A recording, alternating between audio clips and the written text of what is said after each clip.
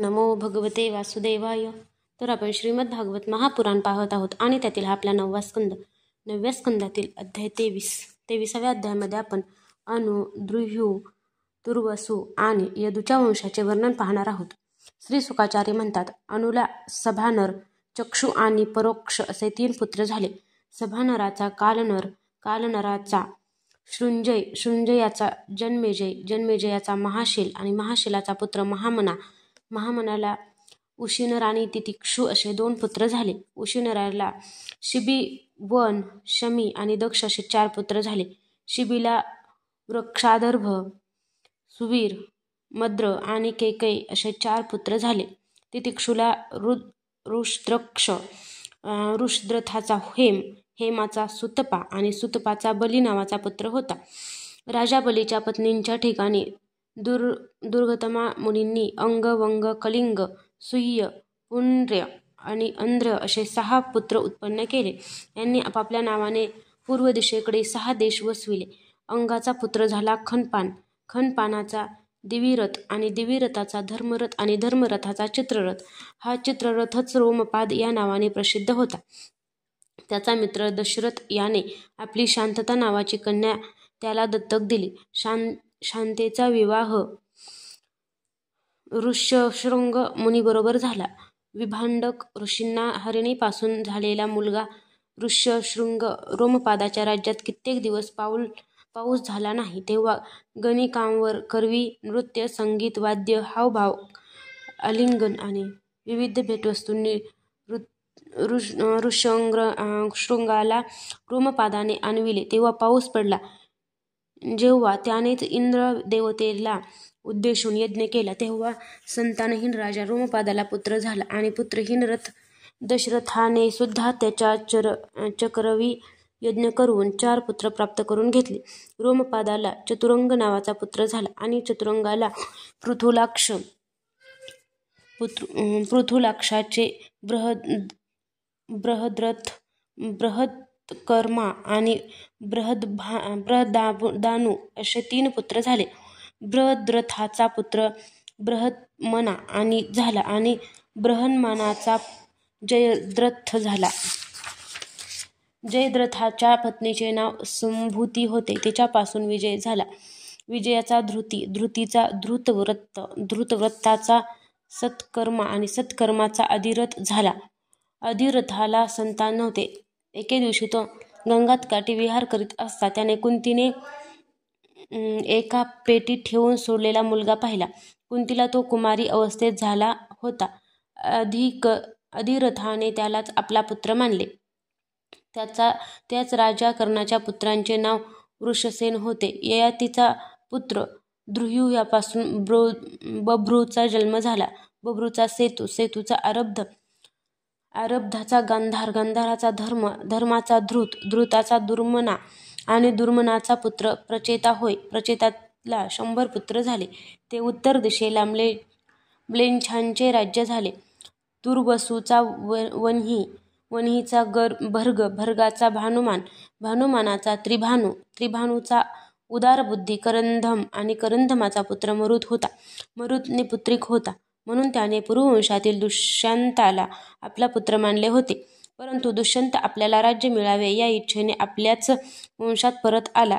परीक्षिता, आता मी ययातीचा ज्येष्ठ पुत्र यदू यांच्या वंशाचे वर्णन करतो. यदूचा वंश परमपवित्र आणि मनुष्यांची सर्व पापे नाहीशी करणार आहे. जो मनुष्य याचे श्रवण करील तो सर्व पापांपासून मुक्त होईल. या वंशात स्वतः भगवान परमात्मा श्रीकृष्णांनी मनुष्याच्या रूपाने अवतार घेतला होता. यदूला सहस्त्रजित, क्रोष्ठा, नल आणि रिपू असे 4 पुत्र होते.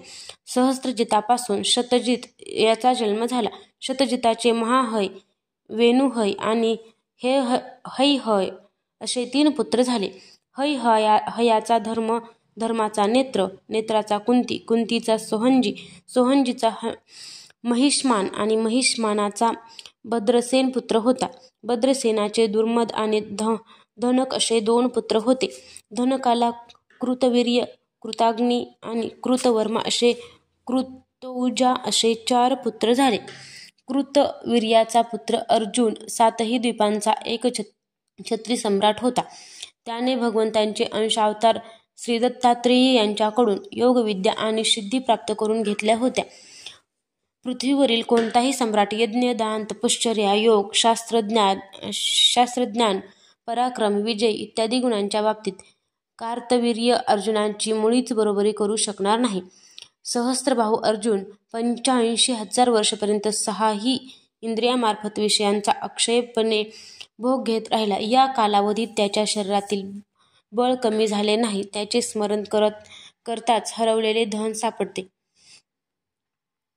त्याच्या हजारो पुत्रांपैकी फक्त या 5च जिवंत राहिले: जयध्वज, सूरसेन, वृषभ, मधु आणि उर्जित. जयध्वजाच्या पुत्राचे नाव तालजंग होते. तालजंगाला 100 पुत्र झाले. त्या तालजंग नावाच्या क्षत्रियाचा सगराने संहार केला. त्या 100 पुत्रांमध्ये वितिहोत्र सर्वात थोरला होता. वितिहोत्राचा पुत्र मधु. मधूचे 100 पुत्र होते. त्यातील सर्वात थोरला वृष्णी होता. राजा ह्याच मधु, वृष्णी आणि यदू यांच्यामुळे हा वंश माधव, वार्ष्णेय आणि यादव या नावांनी प्रसिद्ध झाला. यदुनंदन क्रोष्ठूच्या पुत्रांचे नाव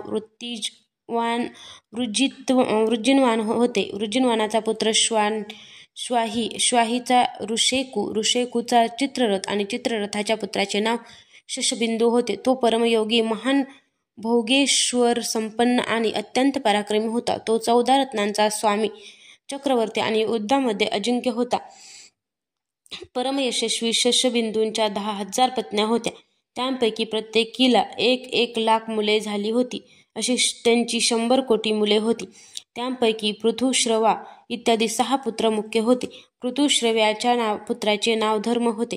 धर्माचा पुत्र उशना, त्याने 100 अश्वमेध यज्ञ केले होते. उशनाचा पुत्र रुचक, रुचकाला 5 पुत्र झाले. त्यांची नावे 1 पुरुजित, रुक्मेशू, पृथु आणि जामघ. जामघाच्या पत्नीचे नाव शैब्या असे होते. जामघाला पुष्कळ दिवसपर्यंत काहीच संतान झाले नाही, परंतु त्याने आपल्या पत्नीच्या भीतीने दुसरा विवाह केला नाही. एकदा त्याने आपल्या शत्रूच्या घरून भोज्या नावाच्या कन्येचे अपहरण केले. जेव्हा शैब्याने पत्नीच्या रथावर त्या कन्येला पाहिले, तेव्हा ती चिडून आपल्या पतीला म्हणाली, कपट्या, माझ्या बसण्याच्या जागेवर आज कुणाला बसवून आणले आहेस? जामघ म्हणाला, ही तुझी सून आहे. शैब्या हसून पतीला म्हणाली, मी तर पहिल्यापासूनच वांज आहे आणि मला कोणी सवतही नाही, तर मग ही माझी सून कशी होईल? जामघ म्हणाला, राणी, तुला जो पुत्र होईल त्याची ही पत्नी होईल. राजा जामेघाच्या या म्हणण्याला विश्वेदेव आणि पितरांनी दुजोरा दिला. योग्य वेळी शैब्याला गर्भ राहिला आणि तिने अतिशय सुंदर बालकाला जन्म दिला. त्याचे नाव विदर्भ ठेवले, ज्याने साध्वी भोज्या हिच्याशी विवाह केला. अध्याय 23 समाप्त.